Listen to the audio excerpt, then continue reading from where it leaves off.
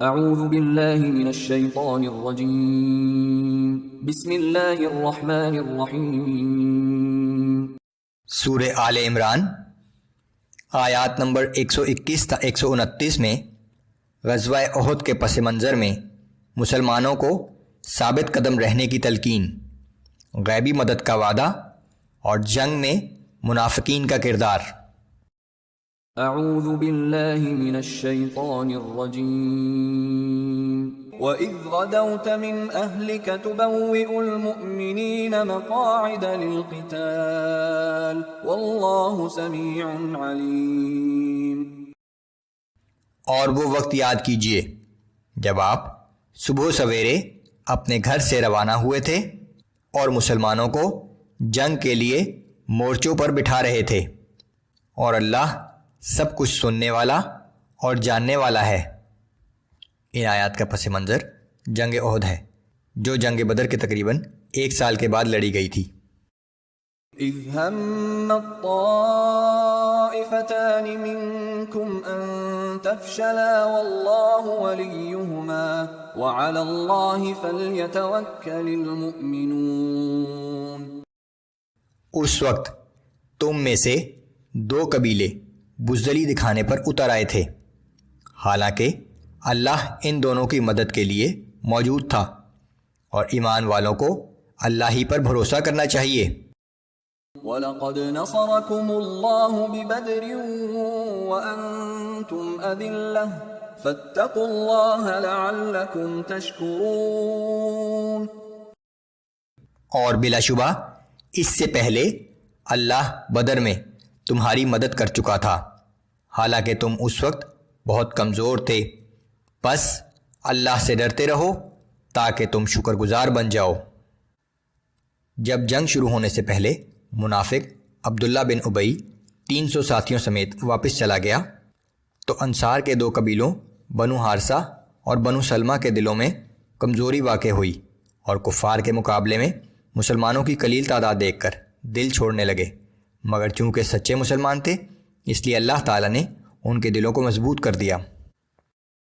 اذ تقول للمؤمنین ألن يكفيكم أن يمدكم ربكم ب3,000 من الملائكة منزلین۔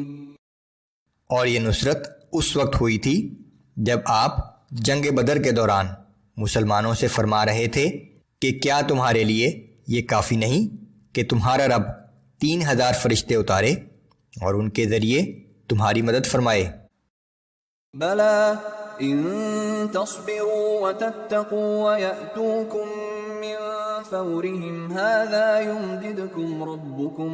يمددكم ربكم ب5,000 من الملائكة مسومين۔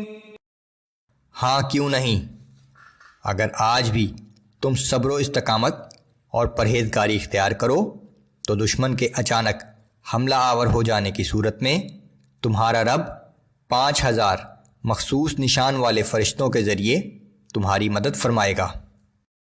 وما جعله الله إلا بشرى لكم ولتطمئن قلوبكم به وما النصر إلا من عند الله العزيز الحكيم۔ اور اللہ نے اس امداد کی خوشخبری بھی صرف اس لیے دی ہے تاکہ تمہارے دل مطمئن ہو جائیں، وگرنہ فتح و نصرت تو صرف اللہ ہی کی طرف سے ہوتی ہے جو بڑی قوت و حکمت کا مالک ہے۔ لِيَقْطَعَ طَرْفًا مِّنَ الَّذِينَ كَفَرُوا أَوْ يَكْبِتَهُمْ فَيَنقَلِبُوا خَائِبِينَ۔ اور یہ مدد اس لیے ہے تاکہ اللہ کافروں کو ایک گروہ کو ہلاک کر دے یا انہیں اس قدر ذلیل و مغلوب کر دے کہ وہ ناکام ہو کر واپس لوٹ جائیں۔ لَيْسَ لَكَ مِنَ الْأَمْرِ شَيْءٌ أَوْ يَتُوبَ عَلَيْهِمْ أَوْ يُعَذِّبَهُمْ فَإِنَّهُمْ ظَالِمُونَ۔ اے نبی صلی اللہ علیہ وآلہ وسلم، اب آپ کو ان لوگوں کے معاملے سے کوئی تعلق نہیں۔ اللہ چاہے تو انہیں توبہ کی توفیق دے، چاہے انہیں سزا دے، کیونکہ یہ ظالم لوگ ہیں۔ اس جنگ کے سلسلے میں منافقین اور مشرکین مکہ نے جو روش اختیار کی، اس بات سے رسول اللہ صلی اللہ علیہ وآلہ وسلم کو صدمہ پہنچا۔ اللہ کی طرف سے تسلی کہ آپ نے اپنا فرض ادا کر دیا، اب آپ پر کوئی ذمہ داری نہیں ہے، ان کا معاملہ اللہ کے حوالے کر دیں، چاہے تو وہ توبہ کی توفیق عطا کر دے اور چاہے سزا دے۔ جنگ کے بعد ان میں سے بعض لوگوں کو اللہ نے توبہ کی توفیق عطا کر دی اور وہ ایمان لے آئے۔ وَلِلَّهِ مَا فِي السَّمَاوَاتِ وَمَا فِي الْأَرْضِ يَغْفِرُ لِمَن يَشَاءُ وَيُعَذِّبُ مَن يَشَاءُ وَاللَّهُ غَفُورٌ رَّحِيمٌ۔ جو کچھ آسمانوں میں اور جو کچھ زمین میں ہے، اس سب کا مالک اللہ ہی ہے، وہ جسے چاہے بخش دے اور جسے چاہے سزا دے، اور اللہ بہت بخشنے والا اور ہر وقت رحم کرنے والا ہے۔